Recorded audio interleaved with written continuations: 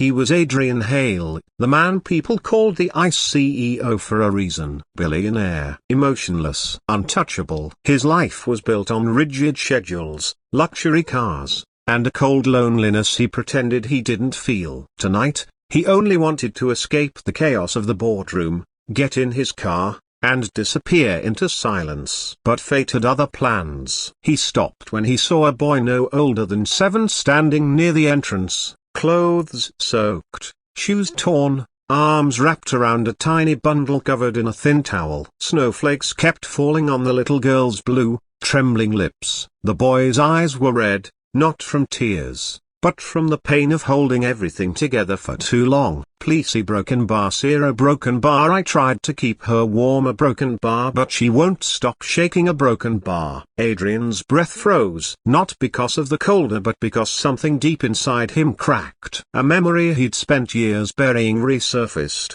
Himself as a child, standing outside a shelter, begging strangers to help his mother who collapsed from exhaustion. No one stopped that night, not one. And his mother never woke up. He knelt down slowly, afraid the children would vanish like ghosts. "What's your name?" he asked. The boy swallowed hard. "Milo, a broken bar, and this is Lily. She's only 1." The baby whimpered weakly. That sound alone made Adrian's heart twist. Without thinking, he removed his expensive coat, worth more than the boy had likely seen in his lifetime, and wrapped both children inside it. The warmth trapped in the fabric made the baby's crying soften. "Where are your parents?" Adrian asked gently. Milo looked down. "Mum's been gone for days, a broken bar. She went to look for work." "I think, a broken bar, I think something happened." Adrian felt the sting of that familiar fear. He couldn't just walk away. Not again, not this time. "Come with me," he said, lifting the baby into his arms and holding her against his chest. Milo hesitated, as if kindness was something he'd learned not to trust. But he finally nodded. Adrian guided them into his car, turned the heater to full, and watched color slowly return to Lily's cheeks. Milo kept touching the coat, as though scared it would vanish. At his mansion, the staff gasped at the sight of the drenched children. Adrian didn't care. He ordered warm blankets,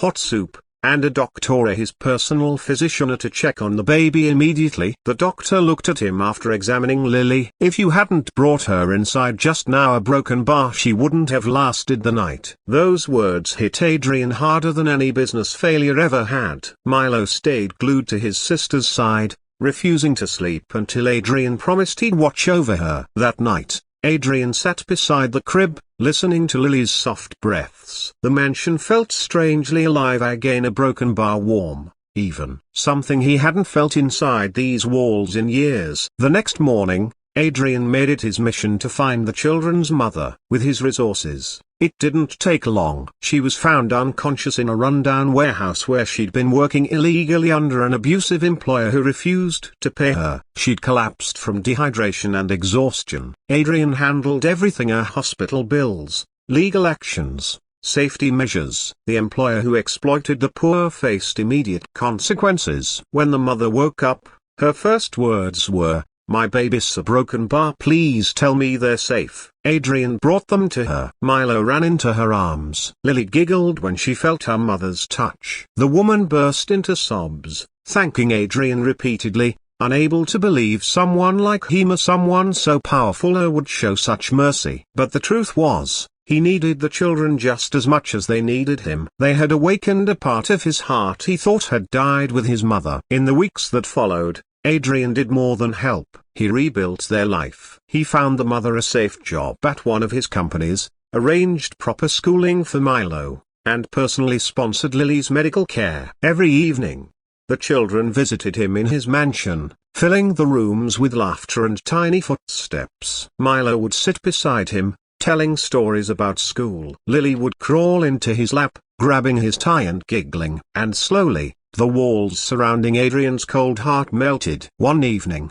Milo looked up with shy eyes. "Sarah broken bar, can ya broken bar call you Uncle Adrian?" Adrian froze. No title, no award, no business achievement had ever touched him the way those words did. He simply nodded, pulling the boy into a gentle embrace. For once, he felt like he belonged somewhere, not in the boardroom, but right here, with them. And when the first snowfall of the next winter came, Adrian saw two little footprints beside his own in the snow. Milo tugged his hand and whispered, "You saved us that night. If you didn't stop a broken bar, Lily would be a broken bar." Adrian knelt down and put a hand on the boy's shoulder. "You saved me too," he said softly. "More than you know." That night, as the mansion glowed with warm light and the once lonely CEO watched the two siblings play near the fireplace, he realized something powerful. Wealth means nothing if it can't bring warmth to someone else's life.